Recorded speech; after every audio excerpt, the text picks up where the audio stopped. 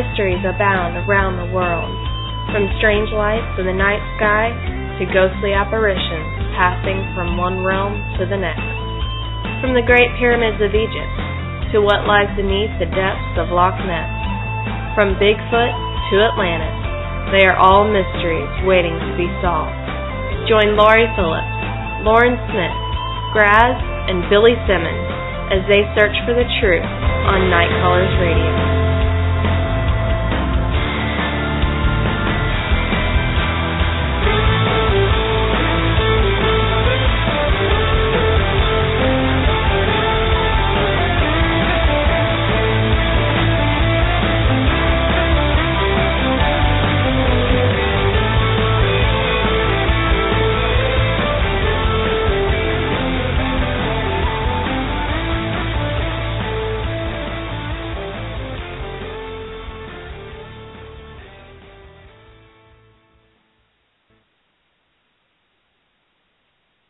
Welcome to Nite Callers Bigfoot Radio. It's March 5th, 2015, and this is the weekend coming up that the time changes. And so we're all really looking forward to that.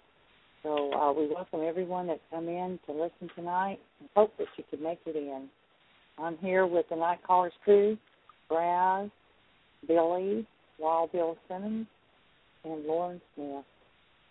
Hey guys, how you doing tonight? Hello, hello, hello. Hello. I don't know what to say after that. That was hardcore, Graz. You are ready. Well, I was waiting for some harmony, but you guys didn't jump in on it. That's all right. That's all right. I guess not. We're doing. How are you tonight, Laurie? I'm doing good. A little aggravated at Blog Talk, and I will let everyone out there know. We are trying to resolve the issues. What we're finding out, though, there is no customer service number. And if anyone knows what customer service number is, please email it to nitecallers_@btr at nitecallers_btr@yahoo.com, please. Right now, all we've got is contact that we send a little message to, and we have not had any response. So we're trying to get it back to where people can come and pick up the show on the regular page. It's just not there. I don't know what's going on. Older shows you can't listen to and things like that. So lots of problems. And but the like other people on Blog Talk are having the same problem. Entities. Yeah. Apparently other shows are having the same problem. So I don't know what's going on. Well, at least it's not just us. No. Yeah. Well, if they don't get it busy, I am threatening to talk to the Better Business Bureau.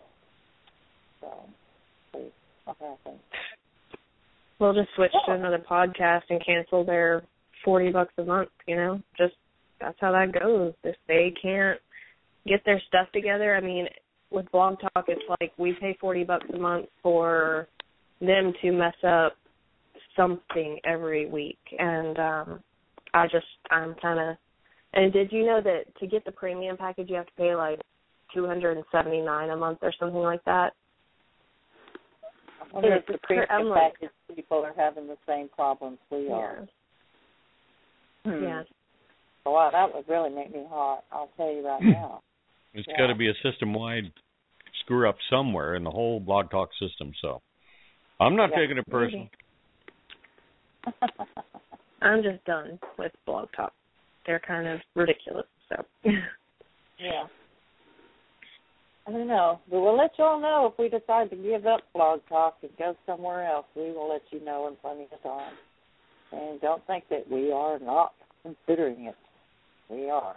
So, anyway. So, who has snow and who hasn't? It'd be more interesting who doesn't have snow. That'd be me. All of ours melted today. Yay! I was so praying for a snow day today. I did not want, down here, if it snows even at least a little bit, you don't have to go to work. We didn't get nothing but a little ice. That was good. Hell, I'm going to try to get up into the mountains this weekend, and I'm about a month early. Oh. Snow line is never down this up that high. Yeah. Yeah.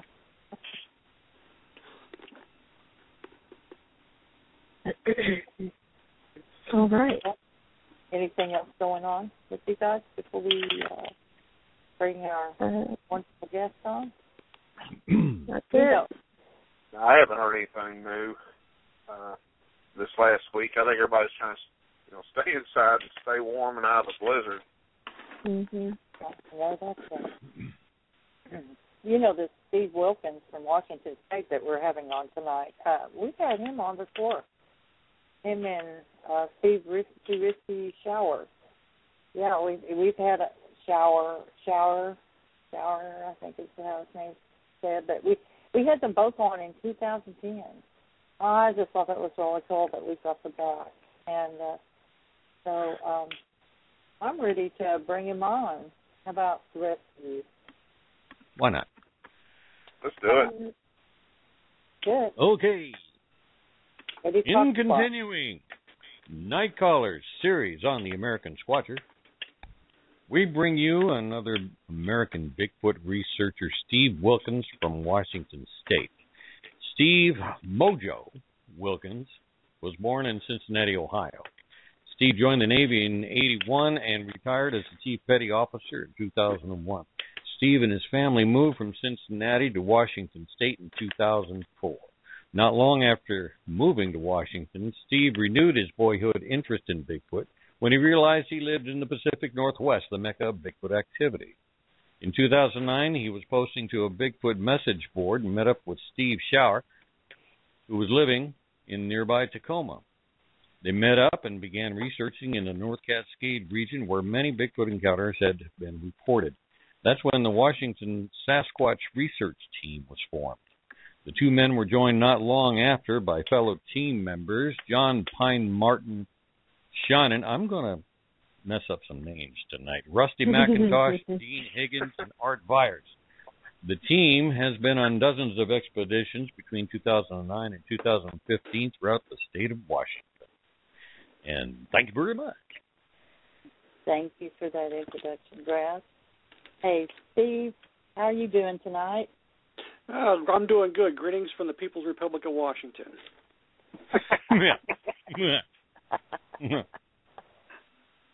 I know Brad's glad to have somebody from his home state on there tonight. Well, yeah. I mean, Washington is the mecca, and I know you guys had us on before. That was such a long time ago. Man, I can't believe how long it's been already. I was in this very room, which is now my son's bedroom, talking to you guys, and Risky was the other Steve was calling in from Tacoma in his home, and we had a three-way conversation going on, and we stepped all over each other. I remember doing that a lot with a little bit of a lag. But Steve's not here. Steve is on hiatus. Steve decided to live in his van and travel around. Now, he's doing this by choice, not by necessity. He's traveling around. I think he's down probably in one of the warmer states now, Arizona or something like that. I haven't seen him in a couple of years. We speak once in a while online to each other, but I don't know, maybe he's trying to find himself, I think. But I think he's coming back this year to visit us and, probably go out squatching with us again. Wow. Good. I would love to be able to do something like that. And that's not just any van. That's really? a four-wheeler. Oh, it's a 4x4 with a big, not a high top, but it's got, he bought it from a guy in, I want to say Utah, and it's got a huge platform on the top. The guy he bought it from used to make teepees or something, and he'd have to haul around these 20, 30-foot poles. And, Rissy's got this big platform on top of it. It's got to be really horrible for aerodynamics, but he's got a solar panel on there now. Wow. So it has been a couple of years since you've seen him. Yeah, okay, Dad. I thought he might try to call in tonight. It's actually maybe he will. He got internet service once in a while where he's at, saw him a couple of years ago. He stopped by. We did some squatching up off of Highway 410 up by Ranger Air Station. But he's got quite a lot of friends and stuff that he travels around with, and it's really good for him. He lost over 100 pounds in weight. He went from and yeah, when I saw him, I didn't recognize him.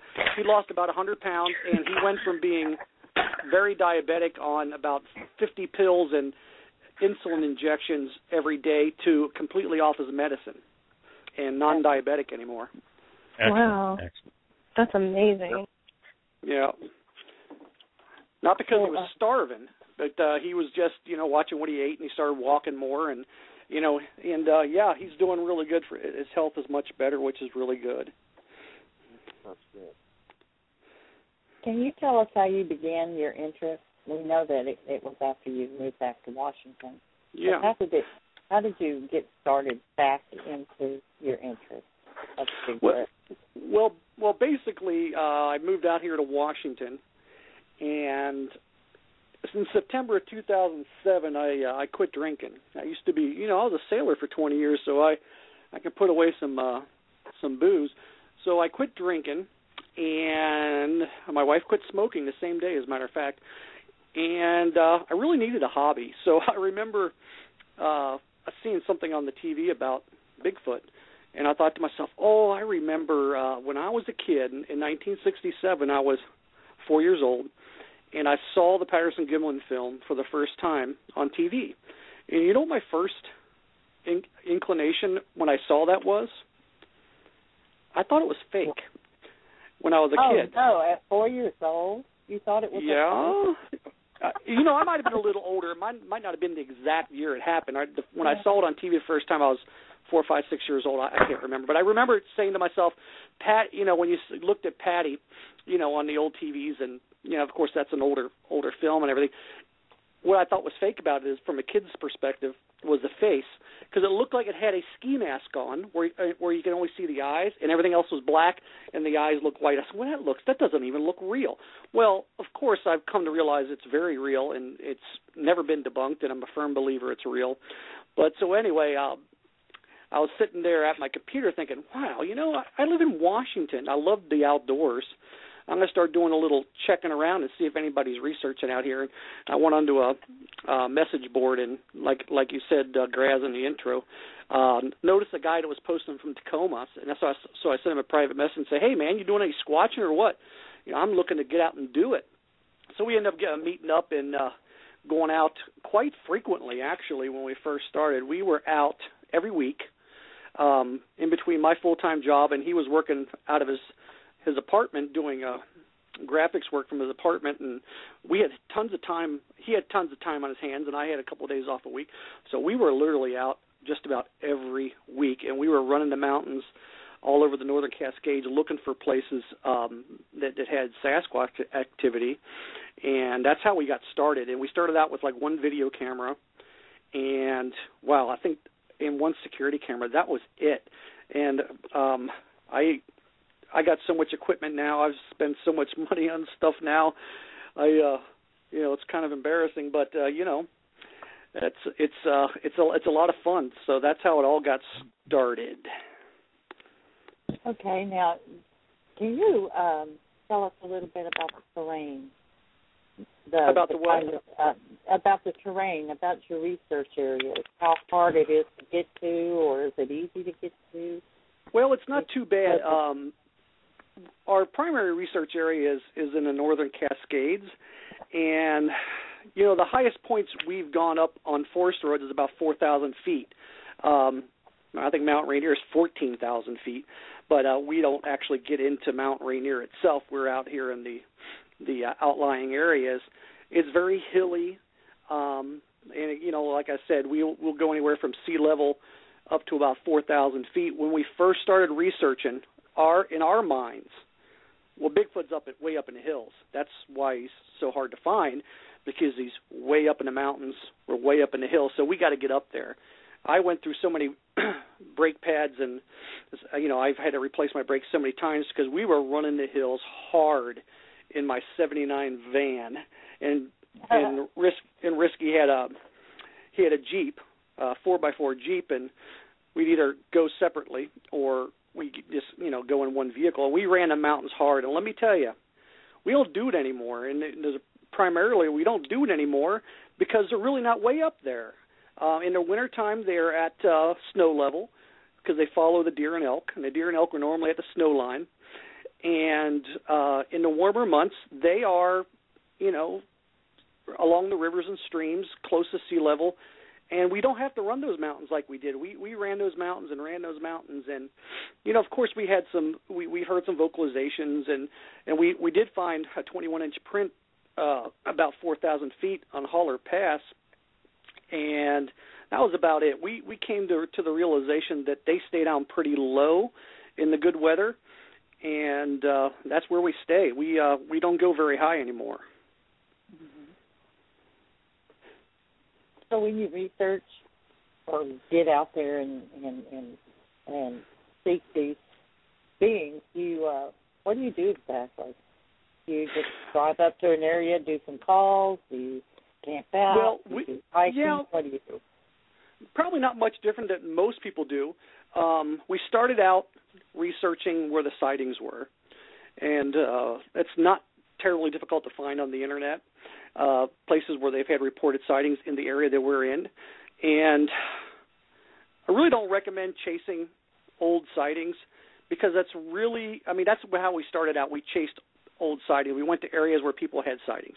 Now, these areas are not necessarily inactive, but since then we've kind of found our own areas and our own campgrounds. A lot of times we'll find a place that is a good place to camp, and we'll venture out, set up cameras, do calls, and get out in the terrain and, hopefully, find some activity. But we don't, go places that are terribly difficult to get to because it's just not worth it. I've been stuck in the snow 4,000 feet up, stuck in the snow. I've had flat tires on the side of mountains and everything. And I just came to the conclusion that it's not any more active than if you stay down, close to sea level by the rivers and creeks and streams, because that's where they are. They're where the deer and elk go, and they're where the water sources are. And during the salmon run in our particular area, the salmon run all over the Pacific Northwest, but in our particular research area that we venture to most often along the White River, the salmon run is every other year. The pink salmon run the White River. It's strange. We didn't know that at first, but there's always going to be some fish in this river. Don't get me wrong, but the pinks run every other year, and we go out for the salmon run regardless of whether the pinks are running or not. And we get by the rivers. We stay by the rivers and the streams and the creeks because that's where the activity is.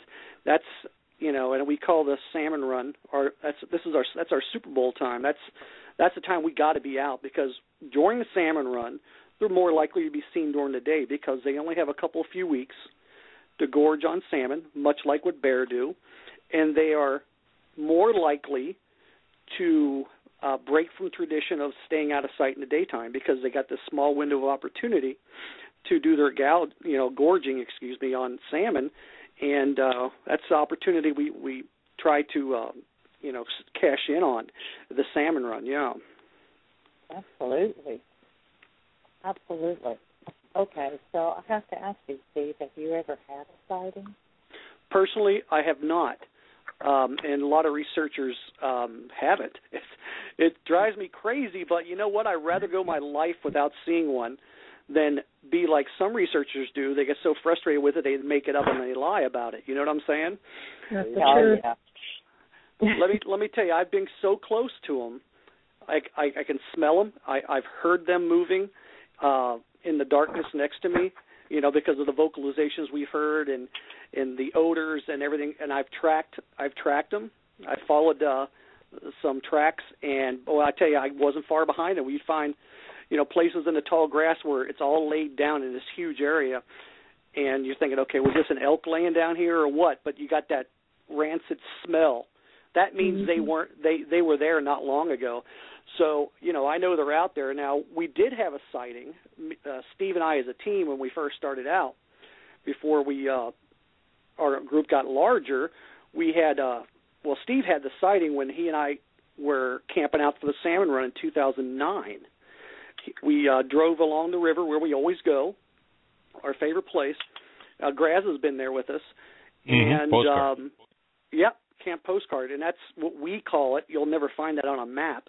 We got nicknames for all of our campsites that you'll never find on a map, but we refer to it when we talk to each other about Camp Postcard. Steve and I were both driving, him in his Jeep and me in my van. We drove to the river where the river had washed out about 5 years before, and we were setting up for the salmon run. We were going to be there about 5 or 6 nights. I don't even remember. And we had been there about an hour, and one of the things we noticed when we got there, these dust devils were kicking up on the bank of the river. Now, I've seen plenty of dust devils in my day. It wasn't unusual to see a dust devil, but it was unusual to see one in the Pacific Northwest right there next to the river. I thought that was the strangest thing. It's like, what is there, a dust devil here by the river in the mountains here, even though it wasn't very high? And it was some pretty nasty dust devil kicking up.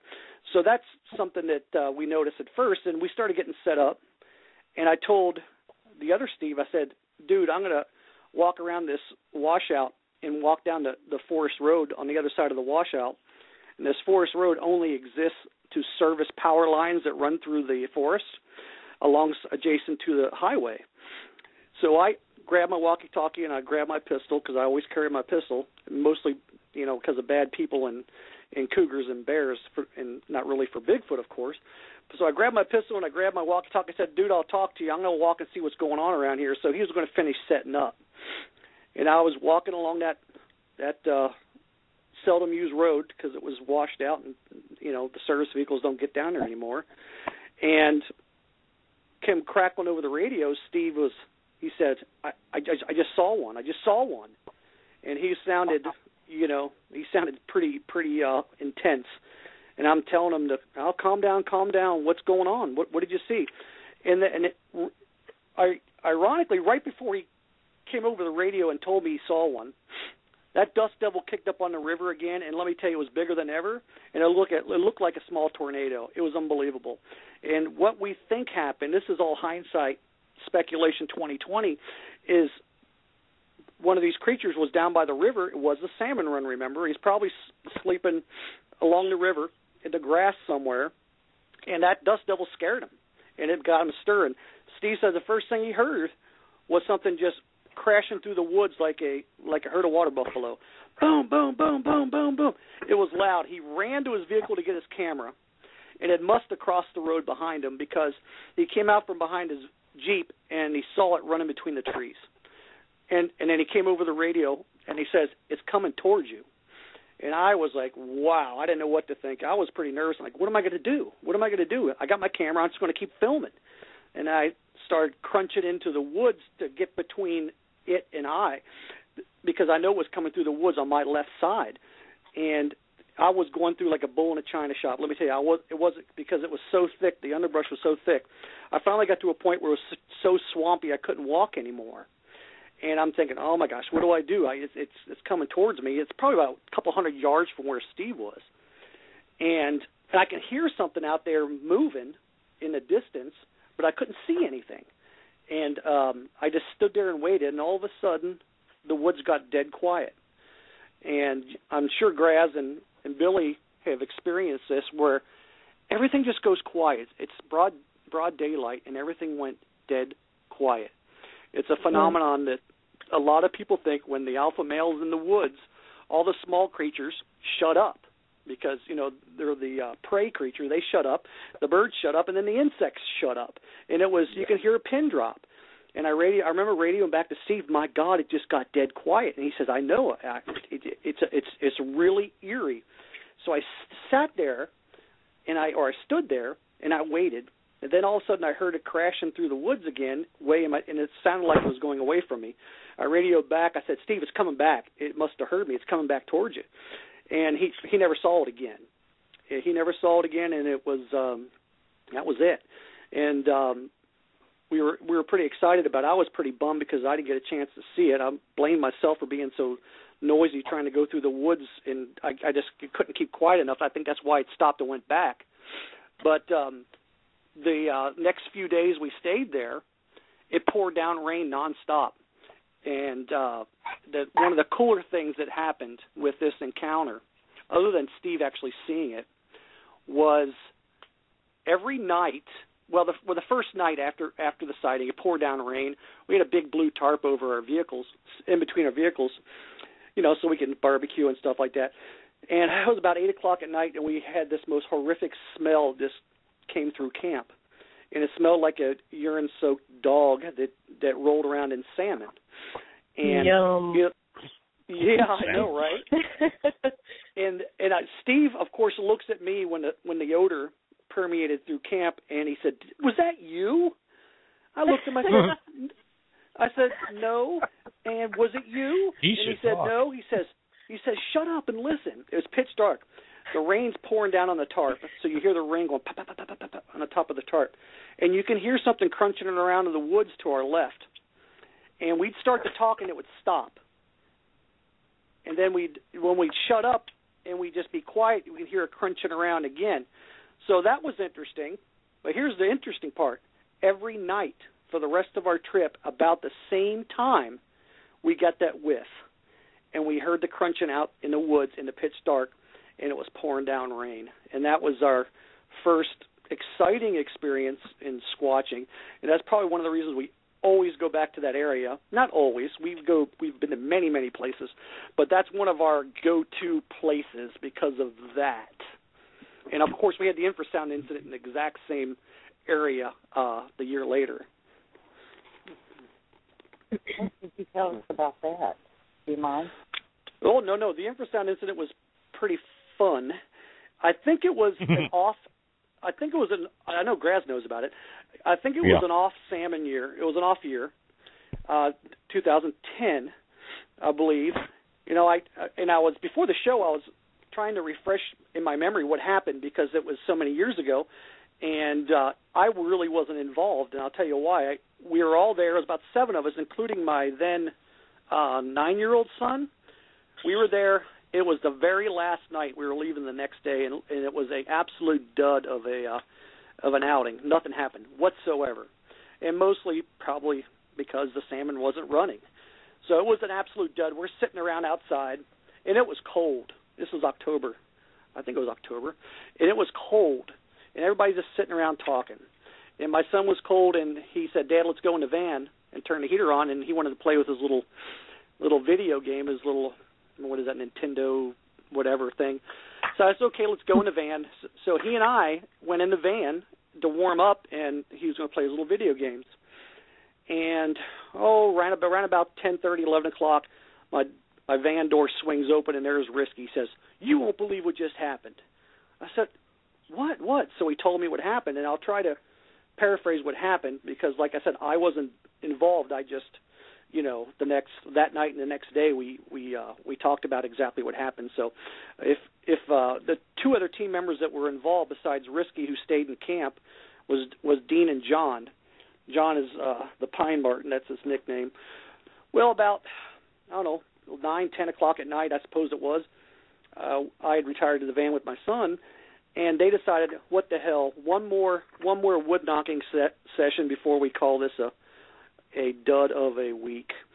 So John and Dean walked down through the wash and alongside the river. The forest is not super thick there, but so if you imagine in your mind, you're walking down, the river's on the left, and there's the forest on the right, and that turns into swamp. And they went down there to do some wood knocking. And I can't remember if it was a full moon, but the moon was pretty bright. And Risky stayed up and kind of just, watched down in the area. They walked off, and then, of course, they disappear because it was dark. But he can see the river and the moonlight and everything, and sometimes he can see shadows and things like that. Well, Dean and John went down to do wood knocking. And while they were knocking, they were hearing something moving in the woods, and moving very fast and very loud. And they started, Dean describes it, he started feeling really panicked. and really nervous, which is not really common. And John's feelings, I'll tell you later, because he didn't really say until after he got back, but they're doing some wood knocking and they're hearing something moving not far from them in the wood line. And Dean describes hearing in his the side of his head like a very dull bass drum sound, like boom, boom, boom, boom, like beating inside of his head. And he was thinking to himself, we got to get the hell out of here. We don't belong here. And eventually they made their way back towards the camp, and when they got to just outside the edge of camp, Dean fell out. He just dropped to the ground, and he hit the ground. He didn't lose consciousness, but he just fell down. He just felt overwhelmed and nauseous.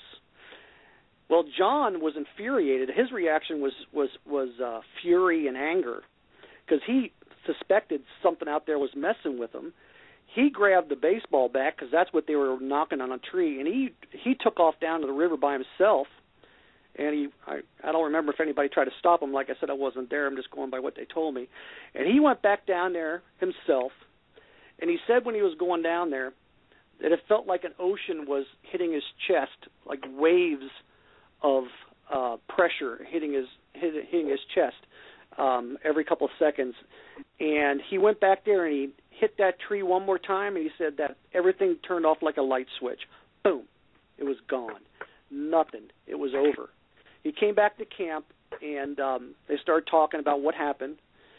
And Steve said he was watching down by the river and lost sight of the guys, but he saw shadows moving down there, something very big and very dark.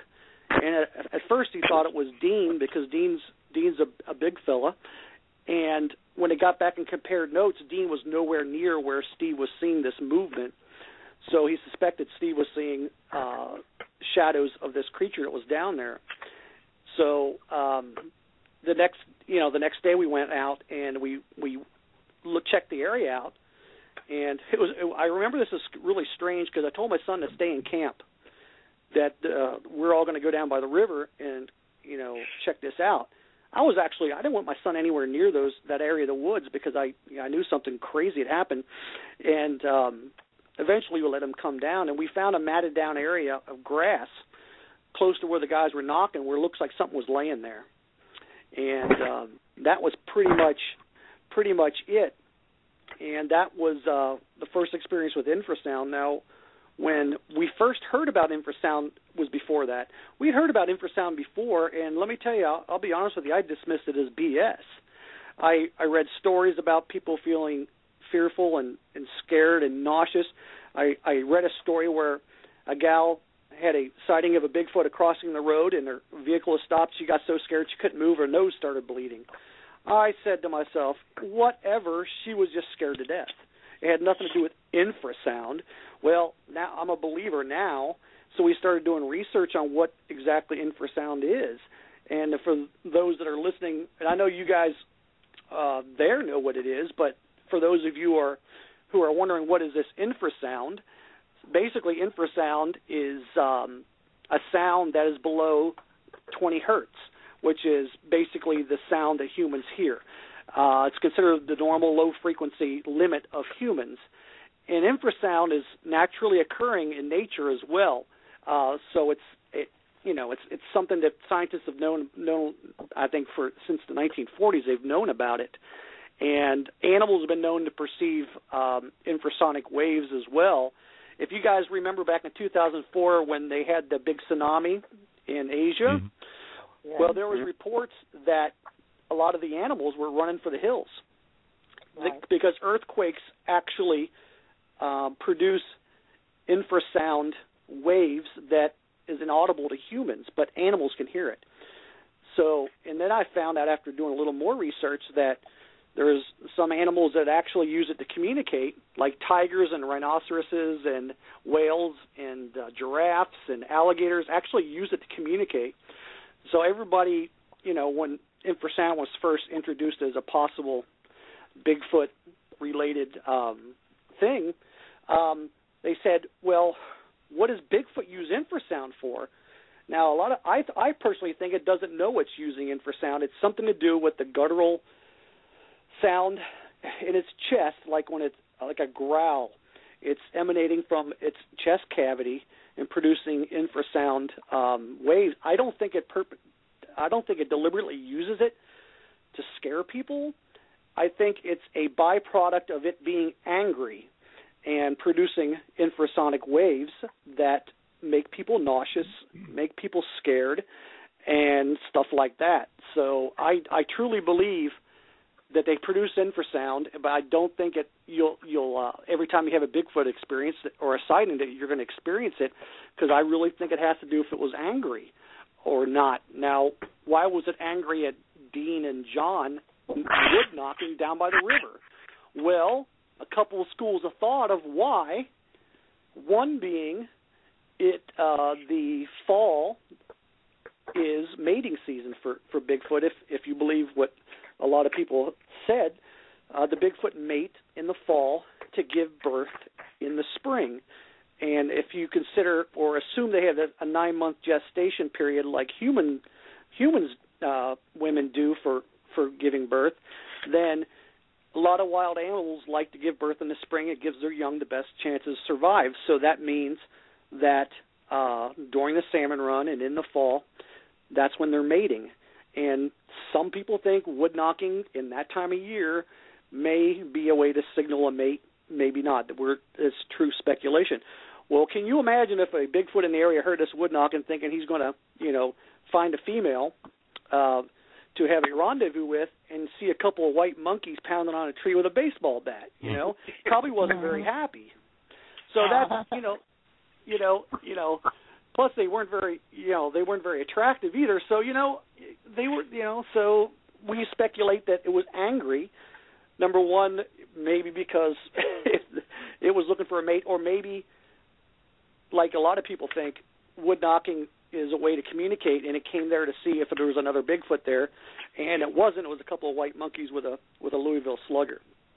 So that was our second most exciting thing that happened since we've been squatching. And some people are more sensitive to it than others. Like John was standing right there. Yeah, exactly. You're absolutely right. John had a different reaction. His reaction was anger, and Dean's was a more common, just a feeling of dread. And it's well documented scientifically that infrasound causes those symptoms. But, when it comes to Bigfoot, some people don't want to believe that it's related to Bigfoot. And I absolutely know, based on my two close friends who experienced it, that it absolutely did happen, and it was Bigfoot related.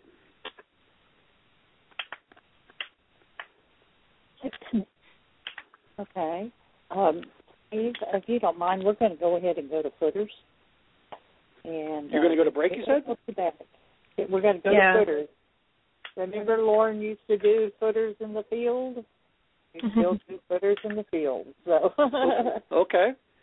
So we're going to go to footers right now.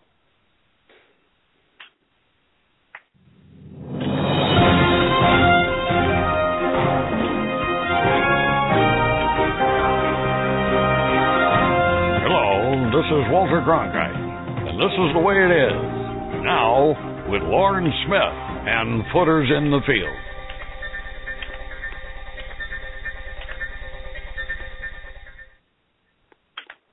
Hey everyone, it's time for your weekly dose of Footers in the Field.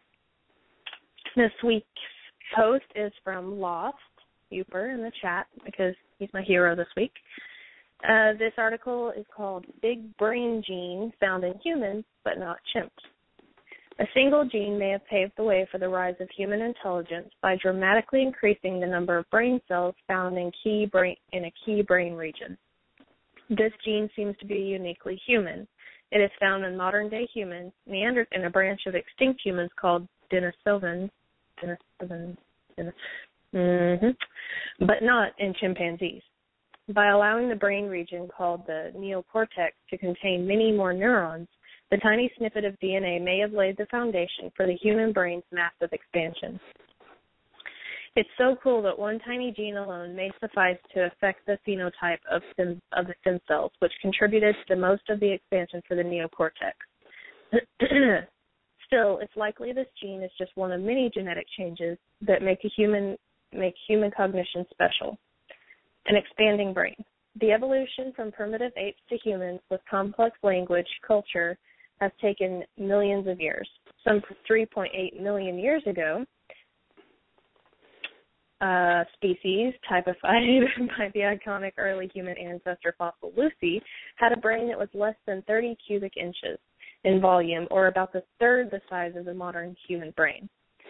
By about 1.8 million years ago, Homo erectus was equipped with a brain that was roughly twice as big as that of the original person there. Also showed evidence of tool and fire use in more complex social groups. Once anatomically modern humans and their lost cousins to the Neanderthals and Denisovans arrived on the scene, the brain had expanded to roughly 85 cubic inches in volume. Most of this growth occurred in the brain region called the neocortex. The neocortex is so interesting because that's the seat of cognitive abilities, which, in a way, makes language and logical thinking. The neocortex is so large because it's jam-packed with neurons or brain cells. But what genetic changes ushered us into the explosion of neurons? A single gene. To understand that question, they studied one type of neural progenitor cell, a stem cell that divides and then forms brain cells during embryonic development. In mice, these cells divide once and then make neurons. But in humans, these same types of cells divide many times over before forming a huge number of neurons. They isolated this pool of cells and then analyzed the genes that were turned on in both mice and humans at a stage of peak brain development. The researchers found that a particular gene, which I'm not going to read aloud, was turned on and highly activated in the human neural progenitor cells, but wasn't present at all in the mouse cells. This tiny snippet of DNA, just 804 letters or bases long, was once part of a much longer gene, but somehow this fragment was duplicated, and the duplicated fragment was inserted into the human genome. The team then inserted and expressed, or turned on, this DNA snippet in the brains of mice. Though mice normally have a tiny, smooth neocortex, the mice with their gene insertion grew to what looked like larger neocortices. These amped-up brain regions contained loads of neurons, and some even began forming the characteristic folds or convolutions found in the human brain, a geometry that packs a lot of dense brain tissue into a small amount. The researchers did not check to see if the mice actually got smarter, though that is a potential avenue of future research. The unique gene. Building on past work by Evan Eichler and colleagues at the University of Washington, the team also looked at genomes of several other species and confirmed that Neanderthals and Denisovans had this gene, but chimpanzees and mice do not. That suggests that the gene emerged soon after humans split off from chimpanzees and that it paved the way for the rapid expansion of the human brain. Still, this genetic change is unlikely to fully explain human smarts. Both humans and Neanderthals had large brains, but the human's unique intelligence may have more to do with how brain cells form and per neural networks over time. Though the gene creates many more neurons to work with, how those neurons wire up to allow us to fly to the moon but not be a Neanderthal, there's more likely to be a function of genes expressed in neurons, as opposed to genes expressed in progenitor cells. And that's your footers for this week. I'm sure any nerds out there are just so excited with all those big words I used. How you guys think that this applies to these SAS? I wish I Aliens. was It was aliens. Aliens. Where's Giorgio? Where's Giorgio? It's aliens. I was just thinking that could explain a lot of those, people at Walmart pictures that are circulating around. I don't know if it'd be me. Their neocortexes haven't expanded. Is that what you're saying right now? They don't have that gene. Actually, pretty sure if you go to the White House, you can do the same experiment right now. Oh, no, you didn't. I went there. Oh, I did. Bring it. Oh, Mojo did just in introducing himself. What's that? What'd you say? The People's Republic of Washington. That's right. Well, I tell Puget people Sound that region doesn't have those genes. I tell people this is a, let's say it's not a redneck paradise. Politically speaking, I'm coming to you from deep inside my conservative Republican bunker here. I'm dug in deep. You won't see me walking around with a Starbucks cup in my hand. You just have to stay away from the sea level areas. That's all. Stay away from the sea level. Correct. Go up in the mountains. They're too afraid to be up there. All the conservatives are in the mountains. There you go. Or in the deep woods. Yep. So, Steve, I have a question. Yes, sir. Well, not really more. It's more of, I'll let you go on. That van of yours. Yep. The notorious van of yours. Mm-hmm. The NSA would be really proud to be driving around in that van. Oh, yeah, we call it the command van. The command van. Command van. I'm surprised you don't need a trailer to carry around more of your stuff that you're adding to it. Oh, I know. Well, I'll describe what it is. It's a 1979 Chevy G20 with a 5.7 liter V8, and when I bought it, oh God, when did I buy it? 2000, oh gosh, 9. I don't remember, maybe 8, and it was it cost me about $3,000. It was basically a conversion van, big old seats in it and folded down into a bed in the back. Well, since then I've completely gutted it, built my own bed, and I put in some amenities. I built my own solar panel on top of it. I got 2 deep cycle batteries that run all my electronics. I have various pieces of equipment. A lot of it I don't keep in the van because it costs a lot of money, like a 1 terabyte portable DVR where I can actually run any camera video line into the van and record on my 1 terabyte recorder. We got lots of gear. The van is, I've put a lot of money into it because I beat the crap out of it for so many years up in the mountains. Start from scratch. Go back to when you first got it and you started coming up with these ideas about surveillance equipment with Steve.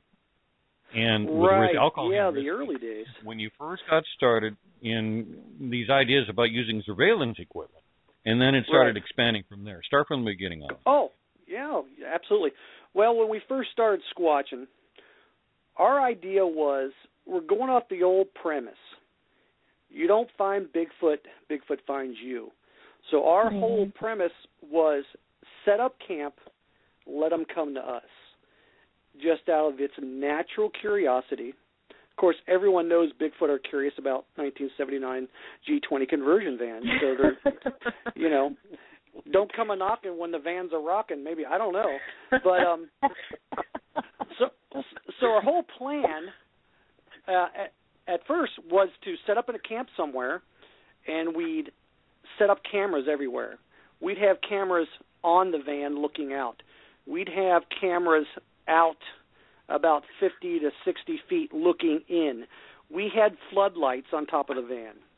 We had bait in camp. And remember, all you squatchers out there, or squatchers to be, anytime you're baiting for Bigfoot, you are baiting for bear.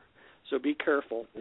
So what we would do is once we get all the cameras set up, and let me tell you, when we used to do this, it would take us a couple hours, and it was tedious. We'd set up cameras looking in every direction. Then we'd have cameras looking in. We'd have the floodlights on top of the van on a switch. And then we had motion sensors all around camp, a 4-way motion sensor system. We had these things that we bought online, Dakota motion sensors. They're sold as driveway monitors. They're wireless. You put like 6 to 8 AA batteries in them, and they got a little antenna. We camouflaged the crap out of them. We'd strap them to trees or put them on tripods with camo netting, and basically we'd make a square around camp. And nothing could walk into camp without us knowing it, because once it broke the motion sensor, it would send a wireless signal to a radio inside the van saying, alert zone 1, alert zone 2, 3, or 4, because you can program them. So our whole thing was we catch them in camp trying to get some food. And once the zone alert went off, we'd hit the power switch to the floodlights, and it would light the camp up like the 4th of July. And the first thing actually it would do, I had a little control panel inside my van, and Risky was in charge of that because the control panel was next to where he was sleeping, and I was in the back. And he were to wake up, and first thing he'd do is he'd hit the record button on the DVR, which at the time I didn't have my 1 terabyte DVR. We had different ones. He hit the record buttons, and the last thing he would do is hit the floodlights. By the time the lights came on, it would be recording. So our whole idea is to catch Bigfoot coming into camp, and our goal was to get, really good evidence, video or whatever, of this creature coming into camp. Well, lo and behold, it never worked.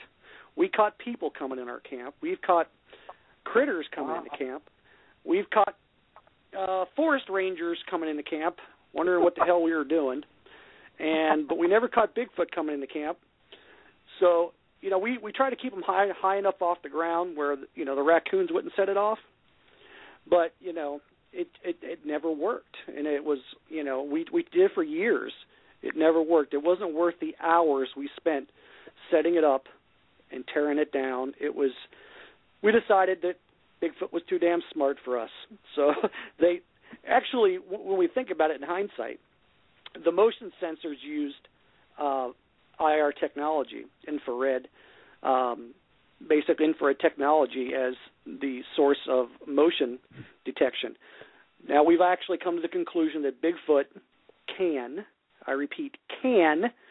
see in the IR spectrum, and this comes from personal experience we've had with these, cameras, and what people have said about when they use IR, Bigfoot sees it. So, maybe from its perspective, our camp was surrounded by 4 laser beams, and it wasn't coming anywhere near camp. So that's why we don't use trail cameras anymore that use IR. We don't use anything that uses IR, and that's the reason. It knows it must be able to see in that light spectrum. We're pretty convinced. I've got to have a bit of an argument possibly about that. I've been thinking about that too. Is that the motion sensors themselves are like an infrared or a thermal camera. Mm-hmm. They're reading infrared that's coming in. They're not sending infrared out. In other words, they're mapping the area and the heat of the area. And if anything changes within that map, it's like having a thermal camera looking out. But they're really cheap. Mm-hmm. The pixelation is deep. So they're really cheap, and they're just reading the heat from outside coming in and not sending anything out. I've been talking to this subject with a bunch of people about game cams. Right. Is that people are saying, well, they see the infrared, but they're not sending out infrared to be seen. They're reading it coming in, like a thermal camera does. Correct. And this is something we've been debating. Well, let me tell you a little bit of experience I had with that. Now, I tend to agree with you about the motion sensors because that's the first thing I said to, I don't remember who brought it up in the team, that we got to stop. We can't use this. If you read the directions, it says uses passive IR. And I said, well, passive is passive. It's not actively emitting IR. Well, we could never come to the conclusion. We could never settle the argument whether it did or didn't. Maybe it glowed so slightly that it was something that could be seen. Now, I'll tell you one time, just to let you know about game cameras. You talked about game cameras. I had an old Bushnell IR game camera years ago. It was top of the line, not really top of the line. It was a couple $250 game camera. And I'd set it up in camp, maybe about 10 feet away from the vehicles, just kind of looking in the middle of camp in case anything walked in. And we went to set up our other cameras.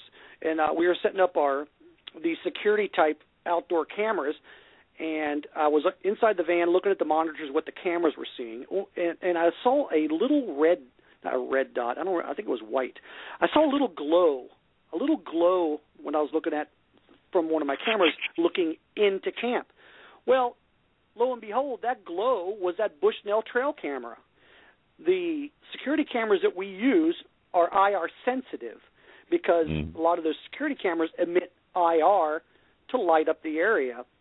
Well, the camera we had disabled the IR, or was one of the ones that didn't really emit IR. It was just a camera. When it was looking at my Bushnell trail camera, it was actually now that I think about it, was two lights, two little dull white lights.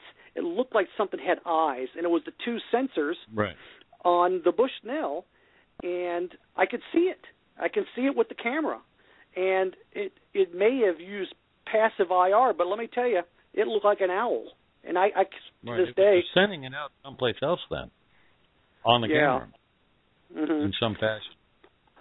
Yeah, so we kind of gave up on that, and the only cameras we use now besides our handheld cameras when we're out is we use Plot Watchers. Plot Watcher is a brand of time-lapse camera that only takes pictures during the day. A lot of people say, well, what good is that? Bigfoot's nocturnal. And my response to that is, well, aren't all sightings, with the exception of nighttime road crossings and the headlights, aren't almost all sightings during the day? So if it wasn't daylight, no one would have seen it. So they're primarily nocturnal, of course, but they're also been known to be out during the day. So we'll set up our Plot Watcher doing it's absolutely just a time-lapse camera.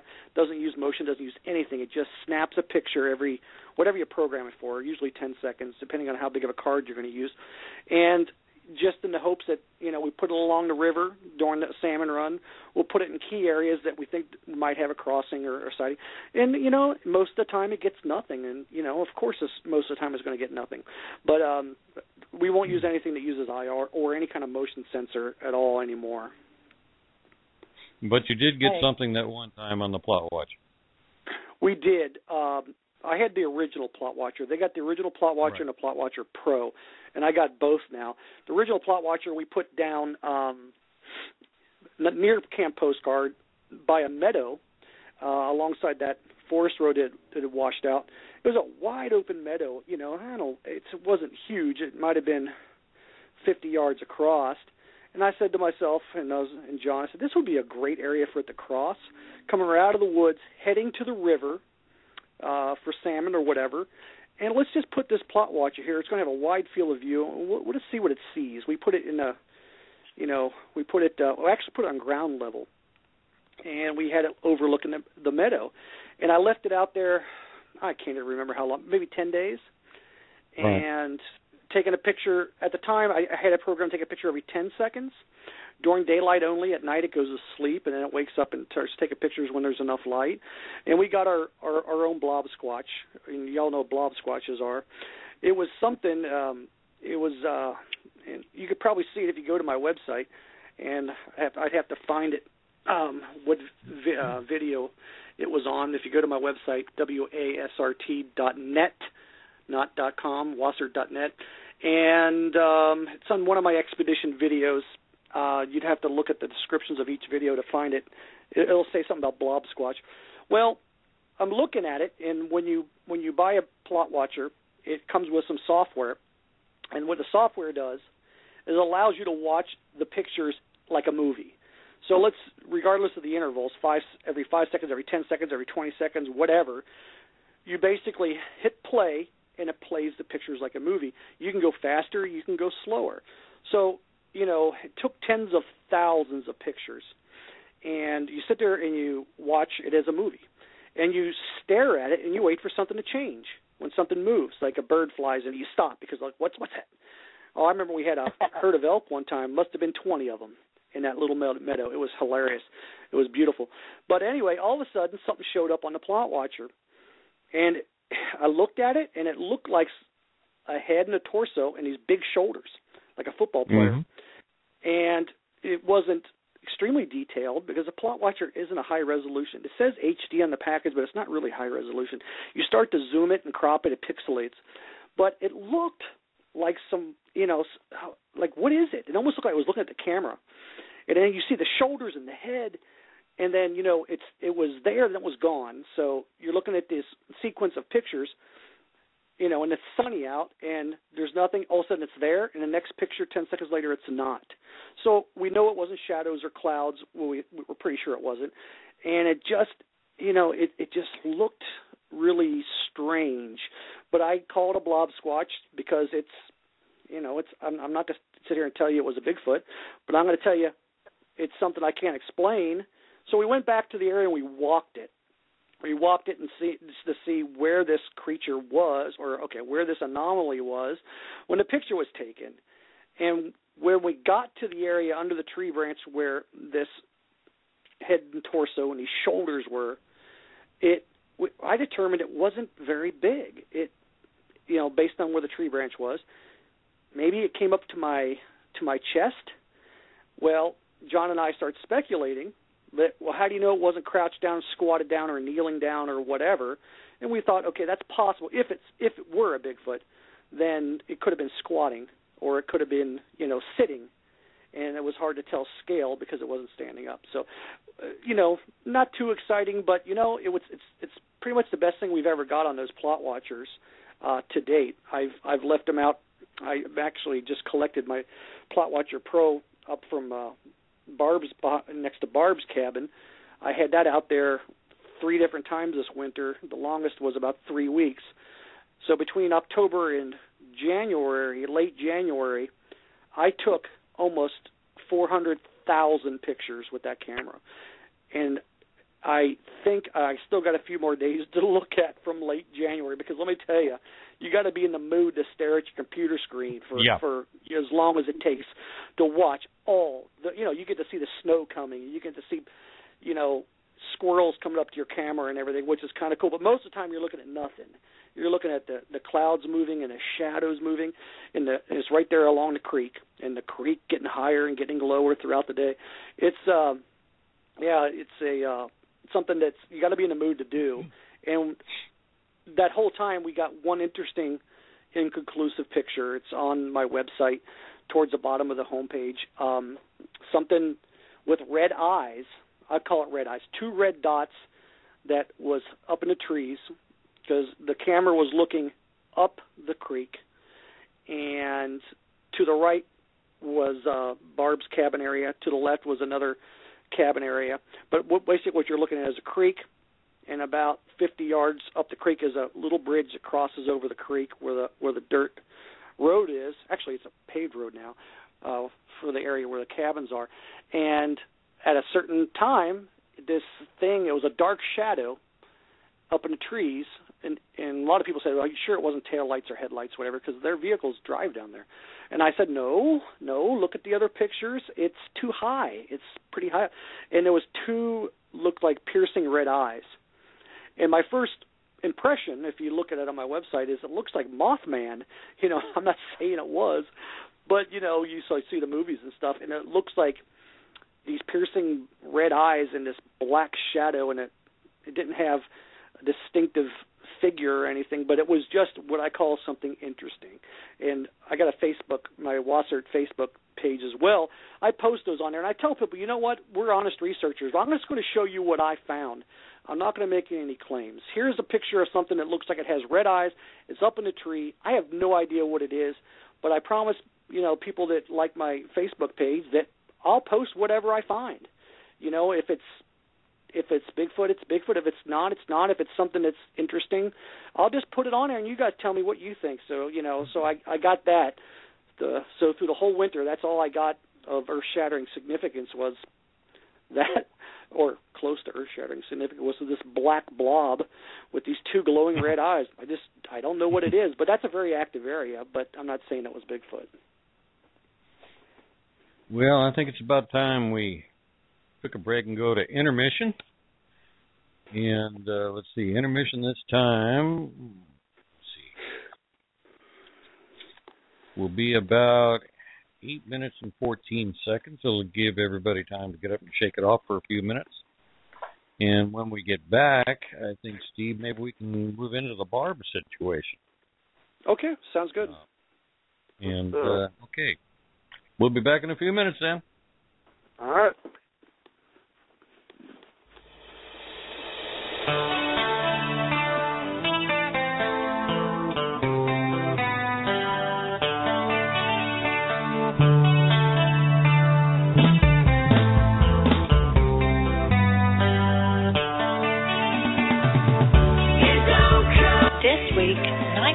Bigfoot Radio is recognizing our most faithful listeners by giving a shout-out and dedicating this week's song to them.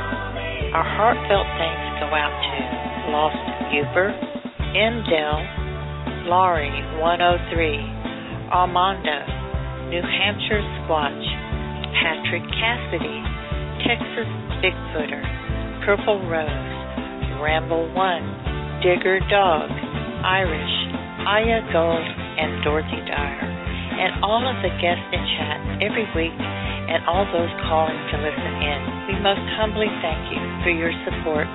This week, we bring you the Fab Four, the Beatles, on Nite Callers, Bigfoot Radio.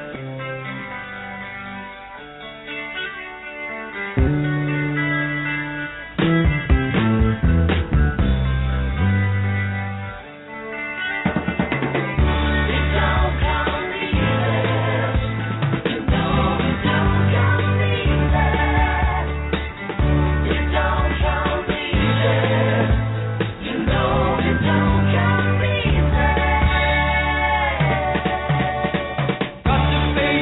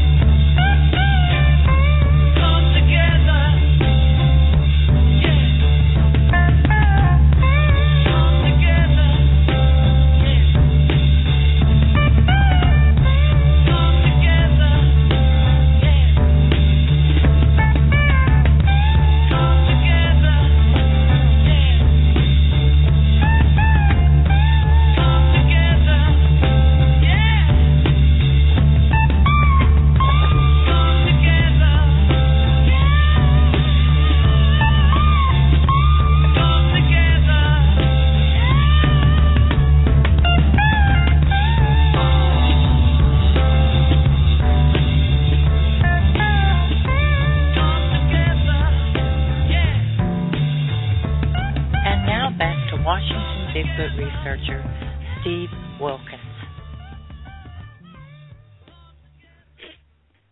And as time gets by, we get a little bit older, a little bit slower. I want to thank you all, and I hope we pass the audition.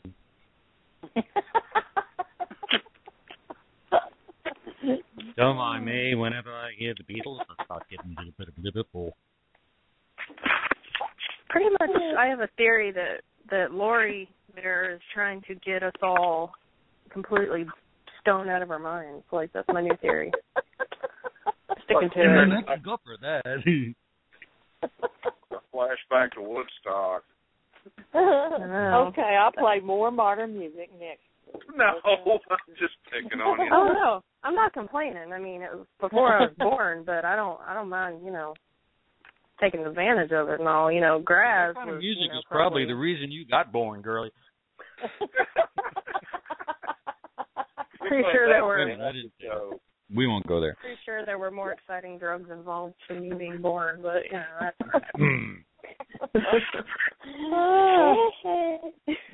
Okay, Steve. Hey, Grass. Before we get into your new adventures with Barb, you went up to the Olympics for a little while there. I've got a brother who lives over in Belfair, and I'm trying to talk him into taking his son and his wife and I, and we all go camping probably on the South Rim someplace. Didn't you go up there for a while? We did. We ventured out to Olympic Peninsula on one occasion. It was actually the year my mom passed away. We had gone out. Actually, the team went out ahead of me because I was home from the funeral, and I met up with them about halfway through the expedition. And for those of you not familiar with Washington State, the Olympic Peninsula is one of the more squatchy areas. If you read through, the literature and stuff online about sightings and whatnot, there's a lot of Native American land out there. There's a lot of places on the Olympic Peninsula that normal, everyday people, tourists cannot go to. Places that the tribes don't allow free reign of tourism and stuff. There's a lot of Bigfoot activity. Our trip out there was a dud. We had, we like to say when we go out to a new area whether it feels squatchy or not, and it did not feel squatchy. And of course, that was just a small time, a brief 4, 5, 6 day outing. We're not saying that the Olympic Peninsula is not the hotbed of Sasquatch activity like advertised. It is, but we just didn't have any really squatchy experiences out there that I remember at all. And if I remember, you didn't really go on any res land, though. You were on just parkland roads, weren't you? Yeah, correct. We didn't go on the res anywhere, which you gotta know the right people to do that, I suppose. Right. It seems like Bigfoot would be hanging out more on the res than he would be out in those places where tourists hang out. Absolutely. Okay. Where, like you were talking about the red eyes and that picture that you were talking about, how did you meet Barb? I befriended Barb 2013 when Joe Rogan and his film crew came to film us for the sci-fi television series back in 2013. It was called Joe Rogan Questions Everything, and producers contacted me about Joe Rogan doing a Bigfoot episode for his new show. The show only lasted a year, and we were on episode 1. He did Bigfoot episodes. He did, UFOs and paranormal, and he kind of delved into a lot of things. So Joe Rogan and his whole crew came out to meet up with us to do to go out squatching, basically. And that's when I met Barb, because Barb was at the little general store there in town where we had Joe Rogan and his crew meet us. And Barb was there, and she started talking to some of the folks in the production crew and the film crew, and started talking to Joe Rogan about her Bigfoot experiences. She has a cabin in the area, and we started keeping in touch. And I actually, visited her area quite often since then, because she's got some pretty compelling stories to tell, experiences to tell about Bigfoot activity in that area, and it just blows me away, the kind of Bigfoot activity she has. And she's got a habitational, what do you call that? You know, she's got a situation where she's leaving food out for them in her area, and they are coming. They are taking it. She's had 2 or 3 sightings. Her first sighting is very interesting. You might want to consider having her as a guest someday. It's completely up to you. But Barb said she really wasn't a Bigfoot believer or really even thought anything about Bigfoot when she first moved into her cabin. And she was out in broad daylight in front of her cabin, and she heard a commotion up in the trees, and the trees were shaking and swaying back and forth like something was swinging on the tree branches. And all of a sudden she's seen something black, and she described it as a monkey. That's what she said, exactly what it looked like without the tail. Something jumped from tree to tree, and then eventually jumped down on top of the awning of her cabin, sprung to the ground, and shot off like a bullet. She didn't know what it was at the time. She thought it was a monkey that got loose from the zoo but didn't have a tail. And she got to talking to people, and it's like, my God, that was a baby Bigfoot. And so she started, doing her little research in her area. And Barb is very low-tech. She's very down-to-earth. The only camera gear she uses, for the most part, is her iPod. And she straps it to her walking stick, and she goes out on hikes. Now, where her cabin is, adjacent to her cabin, is a woodland area that is owned by one of the forestry companies. And behind that, miles behind that, is watershed. For those of you that don't know what a watershed is, it is a government-controlled area that you're not allowed to be on. Now, of course, she never goes back that far. But my point being, there's private property, basically no trespassing. But she pays for passes to be able to go in there during the day. She actually does it all by the numbers, and she's got permission to go there during the day. And it's just a bunch of forest roads in a mountainous, hilly area that there's not a lot of people back there because they're not supposed to be back there. And behind that is watershed, which is you don't get caught in a watershed because you'll end up with leg shackles and oh dear, handcuffs. Because the watershed is an area that supplies water for the city, whether it be Tacoma, Seattle. There's different watersheds that provide fresh water. Well, so my point in bringing that up is it is a heck of an area where Bigfoot can. As you were talking about the reservations where there's not a lot of human activity. Right, that's pretty much an American version of a reservation. Exactly. There's just nothing supposed to be back there.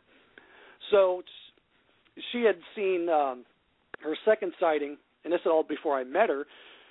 She was walking pretty deep up in them forest roads, and she went up a off trail, and she's always got her dog with her, Gabby, and she saw a Bigfoot stalking a bunch of elk.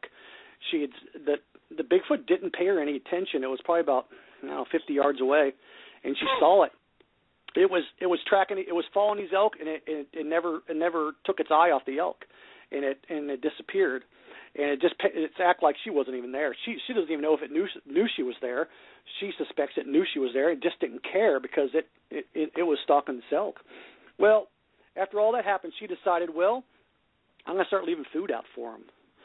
And she's got these gifting areas, she calls them. And we've done this before, leave food out and everything. But literally, it's kind of where she lives. So she can do it every day, almost every day. She goes out. She has these areas where she leaves jars of peanut butter.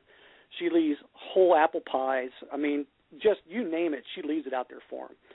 And I've gone out there many, many times just to walk the area with her, and she's shown me her gifting areas, and some of her friends in the area have their own little gifting areas, and she's got her gifting area, and her father and stepmother, when they come, they got their gifting area, but they've had some pretty interesting situations with those gifting areas. She she started. I remember one time she told me that she left out some peanuts or something in this cooler, a little 6-pack cooler that you buy at the store. She left a bunch of peanuts on it. She put a 30, 40-pound rock on top of it, so she knows that no critters will get to it, like squirrels or raccoons. She left this big, heavy rock on top of it, and what she does is she takes pictures before she leaves. She came back on one particular occasion. She came back, and the rock was not on it anymore. It was sitting next to it. And like I said, I mean, it's not like people couldn't go back there, but where she's got her little gifting areas are off the beaten path. Let's just put it that way. So that combined with the fact that people aren't supposed to be back there, you're going to assume that it's probably not people doing it. Unless you're a real skeptic, then of course people did it. That's what they're going to tell you. Well, it looked like it wasn't getting into the cooler because the peanuts were still there. I told her, I said, Barb, I think it doesn't know how to open it. Because you know how the coolers are. It's one of the ones with the lids. You got to pull it real hard to pop it open. Mm-hmm. And so that was one of the situations. And she said situations she came back and the rock is there, but the rock is completely turned around. She showed me the pictures before and after. Something took that rock off and put it back on. And she started leaving jars of peanut butter out there, which was really interesting. First, she'd leave the peanut butter out there, and nothing would happen. And then she'd leave the lid on there kind of loose, and then it started to either disappear or she'd find it laying very close. And one of the first times she started leaving peanut butter, she found it with the lid off, and it looked like, can you imagine, just imagine you got a jar of peanut butter and you're going to eat it with a stick, what it would look like. There'd be all those little drag marks from the sticks in there, like something was just dragging a stick in there and licking it. And that's what happened at first, because she found it that way. And then after that, she started leaving it out, and she'll leave the lid on, but she'll make it kind of loose because sometimes it's hard to open. And then the jars start completely disappearing, and then she'd find them after that, sometimes 100 yards away, completely licked clean. I mean, it looked like it went through the dishwasher. That's how licked clean it was. So when I started to tell her, Barb, not squirrels, but raccoons could carry these things away. So, and she's open-minded. She knows that. So she started leaving things up in the trees. She'd get a bucket, and she'd hoist them up in the trees about 10 feet, and she'd put stuff in it. And I told Barb, Barb, won't you stop using rope and start using fishing line? Because squirrels and raccoons are going to get down that rope. Well, she hasn't changed. She still uses a rope. But what she's finding is that bucket up in the tree, and when she comes back, she'd leave a whole pie, she'd leave fruit, she'd leave granola, whatever in there. And most times she'd come back and everything would be out of the bucket, and the bucket would look like it had been yanked down about 5 feet, and it'd be hanging about head level. And the pie trays would still be there. There wouldn't be a mark on them. The critters would chew on it and do things. There would be no marks on them, and the pie is completely cleaned out. It's gone. And one time she leaves apples a lot. She left a pear. This is kind of funny. She left a pear, and she thinks it didn't like the pear because she found the pear laying under where the bucket was, and it had a big bite out of it, and like it was discarded. And you look at the bite, and it looked like a human incisors, but twice the size. So it looks like a human bit it, but the teeth were at least twice as big as regular human teeth. They weren't fangs. They were like human incisors.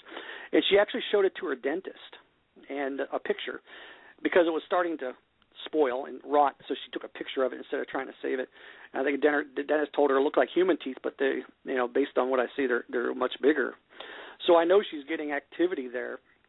And she constantly goes out there and baits that area up, and almost every time she comes back, everything's gone. And so what are you doing now? What are you doing with it? I've noticed in some of your videos you're doing traps with thermal cams and things like that. Right. I told her, I had a discussion with her, and Barb is very low tech. She doesn't want to do anything to scare the creatures off and prevent them from coming back. And I've had frank discussions with her because I want evidence. But I also understand it's her area, and I respect her way of what she wants to do, and I'm not going to do anything against her wishes. I said, Barb, I want to set up some cameras. And she says, I don't want any cameras that would flash. I don't want anything that would scare them off or anything like that. Because initially I was going to set up a camera trap that was going to take pictures, but I also would set up a trap to trigger white light. Because obviously they're coming at night. And I don't want to do infrared trail cameras. I don't do any of that because I've already explained why I won't use that anymore. And she told me, no, I don't want you using that type of stuff.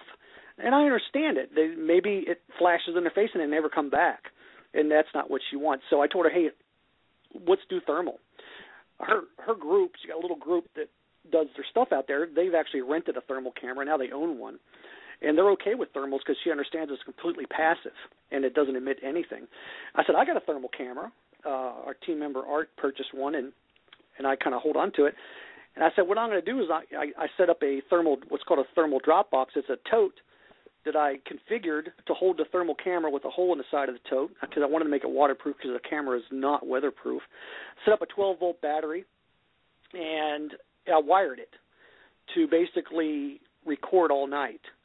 And I convinced her to let me leave that drop box looking right at her bait site. I had nothing but technical difficulties, and a lot of it was my own blunders, and some of it is unexplained. I'd come back and the battery would be dead, or it'd stop recording. And one time it recorded till about 11 o'clock at night, and it stopped. I didn't, yeah. So that was the end of last year. I've since then purchased a better DVR, portable DVR that it's not going to give me any problems, and I'm going to have it out this year. And I'm going to try it again. Because if there's something out there, basically what I do is I point it towards the hanging bait in the tree stump where she has all the goodies. I want to know what's taking her stuff. And I really do think it is Bigfoot because I've been out in them woods with her in the middle of the night. And let me tell you, they're out there. It's with that feeling you get. And I got a story I want to tell you if we have time about her area. We were out squatching with her. And there was a missing person out in the woods, and we didn't know it. At the time, we were out up in the hills, pitch dark. We were just hiking up there. And I got my thermal, when it wasn't attached to the drop box, I'd have the thermal out there, and we'd walk the hills. And we were out there one night in May of last year, and the woods were alive. It's the best I can describe it. There was planes flying over, and there was helicopters in the air, and there were sirens going off close to the highway, and at the time we didn't know it. They were looking for a missing girl.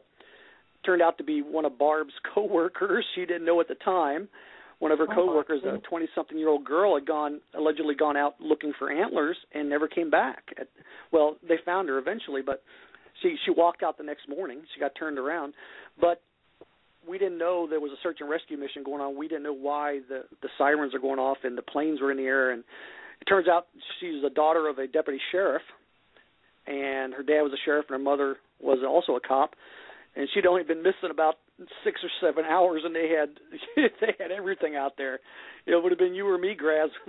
They said, "Oh man, 24 hours, maybe we'll come look for your ass, right?" But no, they had everything out. But what was interesting about that night, we were up in the hills, is with all the activity going on, we really think the Bigfoot out there were stirring because of all the chaos that was going on the highway and the sirens and the planes and the helicopters flying over.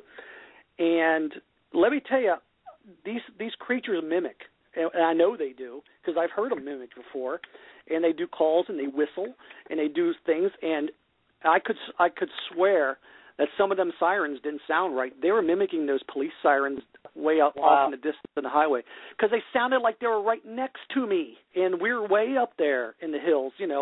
We were up there, I say way up there. It's not like it's a mountain, but we were walking up these forest roads about half hour away from her cabin area, and those sirens sounded like they were 20 feet in the woods, and some of them did not sound real. And on our way down, they were whistling at us. They got this really cool whistle. They were whistling at us, and some of the owl noises, I don't know if you guys ever heard them mimic before, but they mimic owls. They mimic owls, and sometimes you can't tell, and sometimes you can. Give us an example of how they whistle? Well, I'm not really good at whistling. It's like it's hard to. One of my videos, if you go to my website WASRT.net and go to 2014 expeditions and look at the one from May. When I was out with Barb, she was recording with her iPod. Of course, it's pitch dark, but she does it for the audio when it's dark. And we recorded the whistles when they were whistling at us. And they're a little faint because it's an iPod, for crying out loud. But you could hear them. They were whistling at us. And it was really interesting. And I say so in my video. I've never, all the years I've been doing this, felt more like I was in the presence of these creatures than I was that night. Let me tell you, I felt like they were out there. And, you just get that creepy feeling they're out there watching you. And I really think that all the activity in the area was stirring them up. They were like, just stirred up by all the sirens in the distance and the helos and the planes flying over. They were just, they were just going crazy. And there's some owls going on. The barred owl, I know Graz is familiar with the barred owls out here. They have a cadence. And when you hear the barred owl, it's got a certain cadence that is unique to them. Sometimes you'll hear owl calls that deviate from the cadence, like it's a bad imitation. We hear that quite often in that area because they're mimicking. They're out there. They're having fun. They like to mimic what they hear, and they've actually mimicked Barb's stepmother. They've actually called her dad by name. Her dad is a older gent, retired, and for the summer last year, her father came to visit the cabin, and they pulled up in their big RV, 35-foot Class C RV, where they stayed along the cabin for the summer. And they got into the squatching activities with Barb, and they went out there and they did the gifting thing with Barb, and they hiked around. And sometimes he'll go out there hiking not too far from the cabin. He was out there because he doesn't walk real well. He gets around, but not, like a younger person would. And he'd be out there, and something would call his name. His name is Steve also, and he'd hear Steve. And it's one of those things where you hear it, but it's not really, doesn't sound like it's really close, doesn't sound really distinct. He can't tell where it's coming from, and he thinks it's his wife. So he gets back to camp, and he says, were you out there calling me? And she say, no, I never left the RV. He was out there by themselves, and they were calling his name. Now, some people might not believe that, but, I know the guy. He's just a salt of the earth, just good old boy. Used to live in Texas. That's why I respect him a lot, because he's an honest guy. And he wouldn't make stuff like that up. And he kind of developed a little rapport with them, I think, because they got into the routine of feeding them as well. One night, on a couple occasions, that big RV sat kind of in front and to the side of the cabin, and they stayed there at night, obviously. And on one or two occasions, in the middle of the night, that RV got shook. Something rocked that 35-foot RV side to side, and it kind of freaked him out. And his wife, Barb's stepmom, looked out the window towards the cabin, and Barb always leaves her lights on in the cabin, and something totally blotted out the front window light. And wow. The window is, if I walked up to the window, the bottom of the sill would be where my chin is. And the window was probably, 3 or 4 foot tall, and it completely blocked out the light of the window. And she was, I guess, a little bit too scared to go outside to see what it was.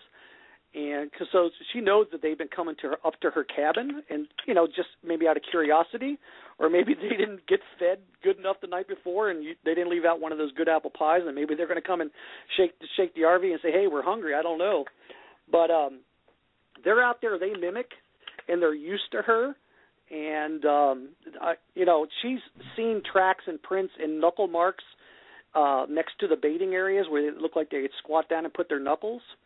And I am thoroughly convinced, and Barb, she's a very salt of the earth kind of person as well, honest.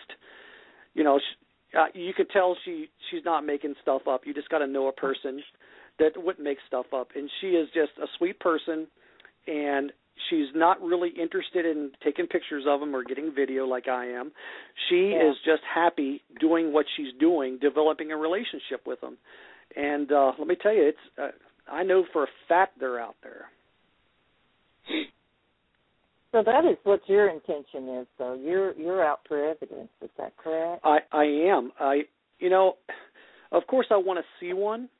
That's any researcher that hasn't seen one, that's their goal, to see one themselves. And, the old saying goes, if you want to make sure you never see a Bigfoot, go out and look for him. And that's kind of the little Bigfoot joke. It's like, you go out there, finding Bigfoot that's on TV, and Cliff Brockman, who's a pretty famous squatcher, who's on that show, who I like a lot, he's never seen one either. And it's a little source of frustration for him, but he understands, and he's like me. Hey, if I don't see one, I don't see one. That's not going to change my opinion that they're there. I've seen way too much evidence, solid and circumstantial evidence. I know they're out there, and Barb has seen them 2 or 3 times. She's content with that. And I told Barb, well, don't you want to prove it to everybody else? Like, that's kind of one of my things, too. I know Billy's had sightings he's talked to me about, and I think he'd love nothing more than to walk up to a skeptic and say, here's the picture. I mean, this is what I saw. Yeah. And not to be arrogant about it and say, in your face, jerk, you non-believer. But, I'm all about collecting evidence and maybe educating people that they're out there, and it's not a hoax. It's not people's imaginations. It's nothing like that. They're out there, and I think they're more human than animal, and they're very interesting. And, Barb, I tell you, Barb goes out there. She's one brave woman. Let me tell you. She's probably about 10 years younger than me, and she walks out there with her dog, and she got a wonderful little a female dog named Gabby. She got a very popular YouTube channel called Squatching with Barb and Gabby. She walks them mountains by herself in the middle of the night with that dog, and she's not scared, and she's very brave, and she thinks maybe she thinks they're very docile, very kind, and they're not going to harm her, and I don't think they will either. But I don't know who I was talking to recently, but they're animals like we are, and you never know when one of them's going to have a bad day, or maybe they're going to be really interested in you, and they're going to come up and maybe something happens. I told Barb I worry about her being out there by herself at night, but now she's got a little entourage she goes out with mostly, but she spends a lot of time out there by herself. Very brave. Does she, doesn't she worry about other animals? Yeah, lions and bears and things like that. And other like I said, people. Bad people. True. And I tell her, and she knows I know I don't go anywhere without my 1911 strapped on my side, but I keep it under my coat. I don't display it because I think Bigfoot knows what those things do. I keep it for my personal protection, my own peace of mind. Cougars, mountain lions, whatever you want to call them, bears. They're out there, but she's got that dog with her. And I think that dog would, it's a pretty docile dog. This dog does not bark very much at all. I've watched her videos where she'd hear something or see something, that dog would be locked on it in a dead stare, and it won't bark. And so I think the Bigfoot aren't threatened by it. A lot of people think they don't like dogs. That dog is not aggressive, but I think that dog gives her a little peace of mind. And plus, if there was a bear in the area or a mountain lion, that dog would do whatever it could to protect her. And I think she uses that dog as a little, early warning device. But it's one of them things. She's been in the woods a long time, and she's not really threatened by anything or worry about too much about anything. Okay. Getting to you, you are a believer, even though you haven't seen. You really believe they do exist, right? Correct. So you really aren't trying to prove it to yourself anymore. I would be right in saying that you're out to prove it to others at this time. For the most part, Lori, I am out to prove it to other people, although seeing one myself would go a long way to reinforce my beliefs. But what's really frustrating is I know the government knows they're there. I know the government is covering it up. Everybody knows that who's been following the Bigfoot, lore for long enough. They know they're out there, and and the reasons why they're hiding it is you can go in and talk about the reason why the government won't admit it. They don't want to keep people from going in the woods. They don't want to lose money from all the national park visitors. They don't want to cause panic. Well, maybe they know it's relatively human-like, and they don't want to cause a stir in the whole evolution or missing link or religious overtones to it. I don't know, but I know the government knows that they exist, and maybe it's a way of thumbing my nose. What really made me mad one time when I was watching some Bigfoot related show or documentary. This really just got my goat. Talk about screaming at the TV at the top of my lungs. They were talking about Bigfoot, and they had the people who believed, and they talked about the evidence and all the sightings, and then they'd interview this PhD biologist. And she was on there saying how there's no way they could exist. And here's one of the reasons, and I just lost it. One of her reasons was the Pacific Northwest does not provide enough caloric opportunities, food, to support such a large creature. And I'm screaming at the TV, brown bear, moron, black bears, fish. And, well, of course, maybe she watched too many episodes of Harry and the Hendersons and think that they're herbivores and they just chew on plants and nuts when, Billy will tell you they're after the deer and the elk.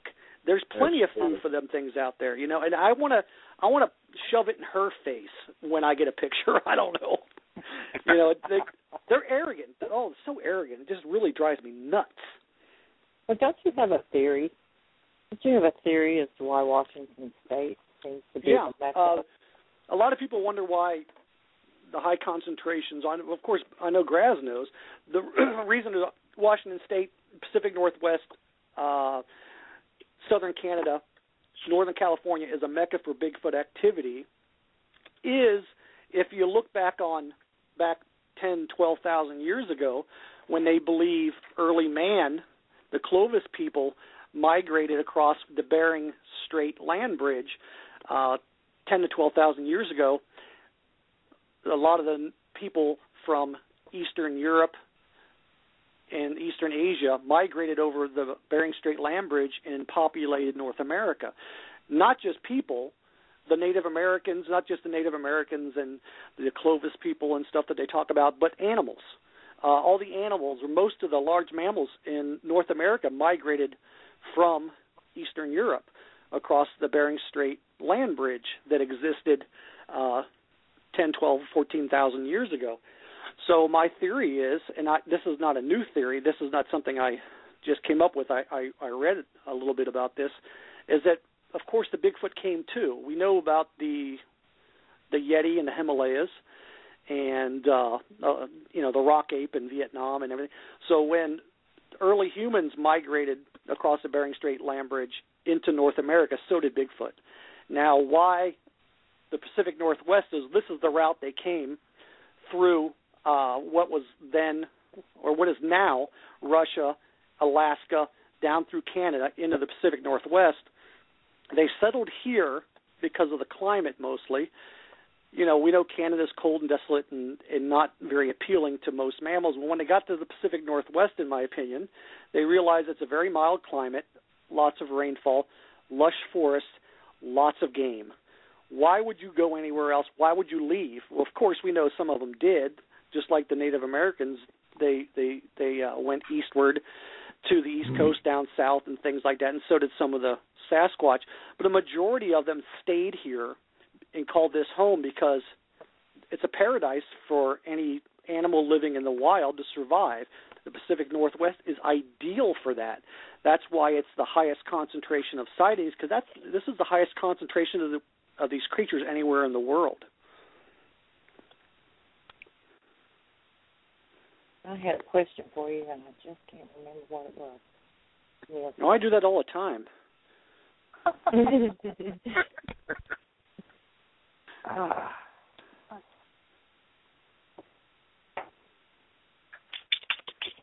What are you doing on that? Oh, that's frustrating. Are you looking through your notes to find out what you're going to ask me? No, I just say, up until recently, my mom and her dog were Barb and Gabby. Oh, really? Same thing. No fear. Out there with her little dog. Just, using her dog as an alarm. Same thing. I think that's funny. Yeah, a dog. A dog is the only animal that will turn on its own kind to defend a human. Only a dog will do that. A dog will turn on another dog to protect its master. So they're ideal. But most of the times, having dogs around is not a good thing when you're squatching because, and people say, why don't they like dogs? Well, I tell them the most simple answer is dogs give them up. That's dogs right. see things. Dogs see things. They smell things. They know things are out there, and they will give them up.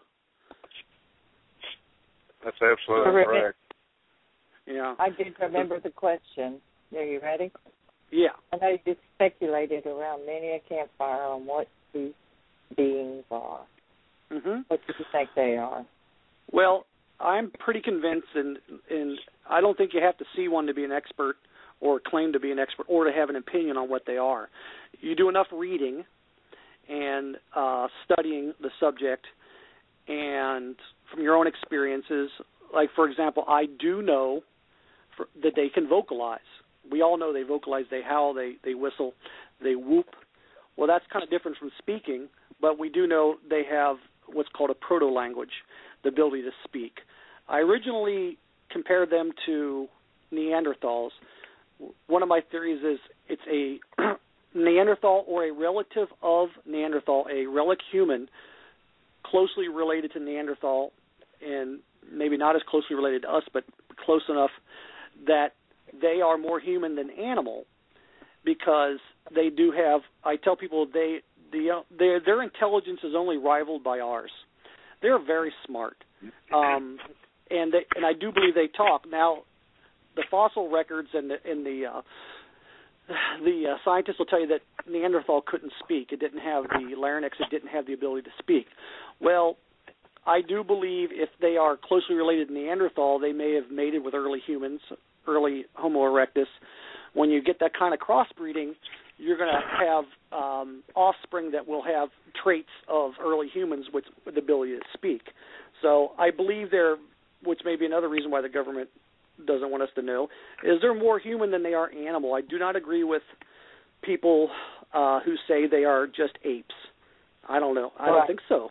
I don't know any apes that can mimic, that can, talk, or that can walk upright. They're not apes. They are a form of human hybrid, and I firmly believe that. You ever been out in the woods, Billy? And this happens to me a lot. I'm out in the woods, and you can hear.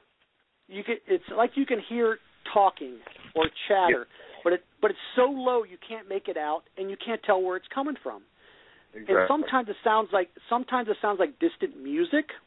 Sometimes it sounds like somebody's talking, but you really can't understand what it is, and it's just too low.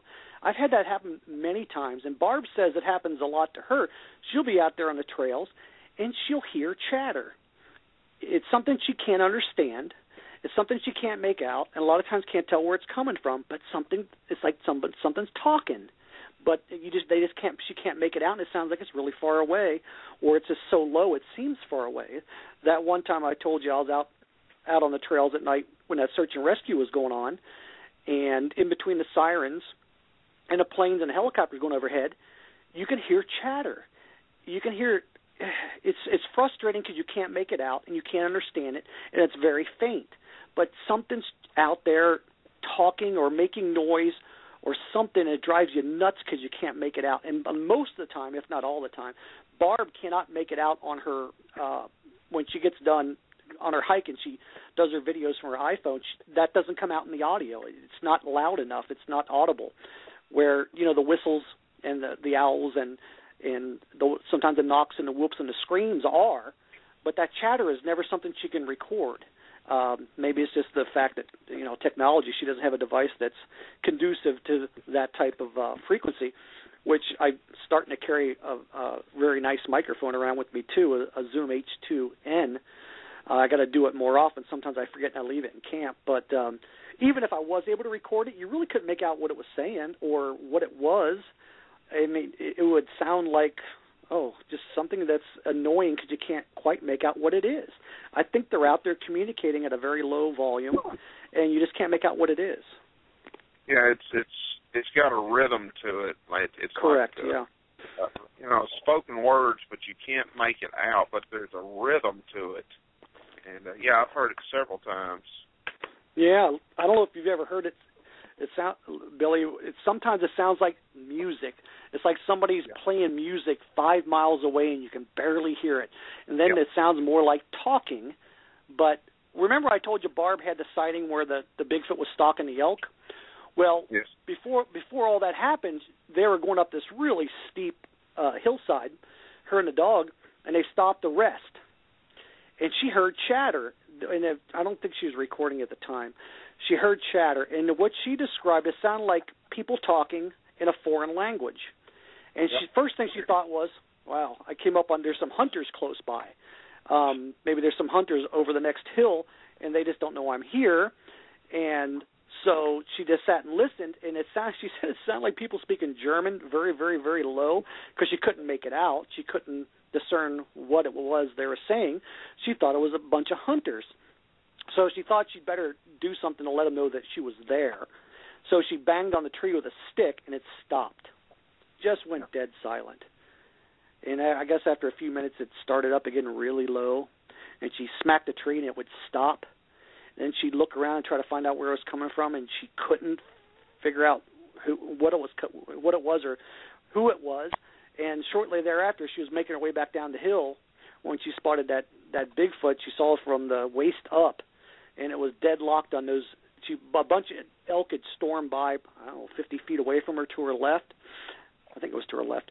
And all of a sudden, right behind it, there it was, and it was stalking them. And then the elk disappeared, and it disappeared. So she put two and two together. Well, if Billy and I were a couple of Bigfoot out there stalking elk, we're probably going to be communicating with each other or talking to each other, trying to come up with a game plan to.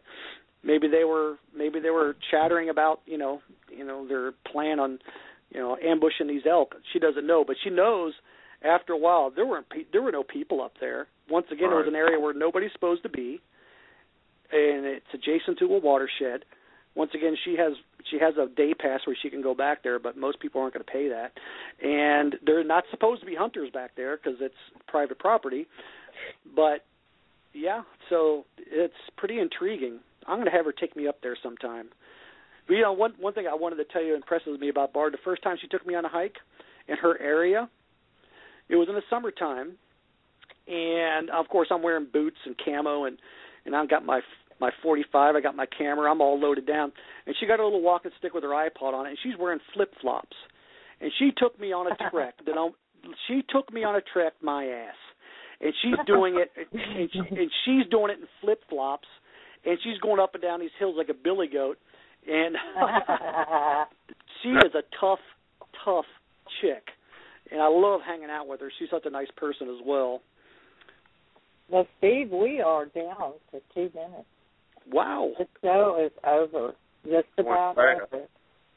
And you know what? You're fantastic. A fantastic. Oh, thank you. I told Billy I talked too darn much. You have lots to say. And it was really interesting. I didn't let you guys get a word in edgewise. Billy's probably like, God, I can't say anything if Steve doesn't shut up.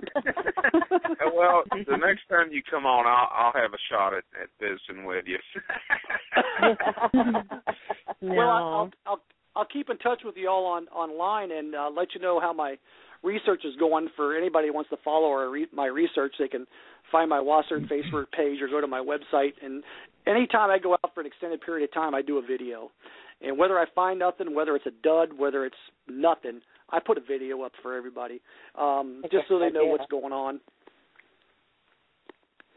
Well, thank And you if anybody wants to look at all my videos without going to my website, you can go to my YouTube channel. The Mojo 1963 is my YouTube channel, and I got all my videos up on there going back. My website only has them. I just got my new website started. I don't have any of my older videos up there. It's 2011 to present. I got a couple years worth of videos I haven't had time to put up yet, but if anybody wants to just go to The Mojo 1963 and look at all my videos, including in the beginning when I really had some crappy filming skills, you'll be able to see that. Okay. Well, we're going to do it again. We're going to have you back on, Steve. Okay, yeah. Maybe after the summer of the salmon run, maybe I'll have some fresh stories. Okay. Excellent. We'll have you back. We will definitely have you back. Hey, I look forward to it, and I had a lot of fun. Oh, absolutely. Thank you very much. Thank you for joining us tonight. Hey, thank you for having me. Thanks, Good night, Brad. buddy. Good night. Good night. All right, everybody. Good night, everyone. Say good night. Yeah, we're out of here. Good night. Good night, everybody. See you next week.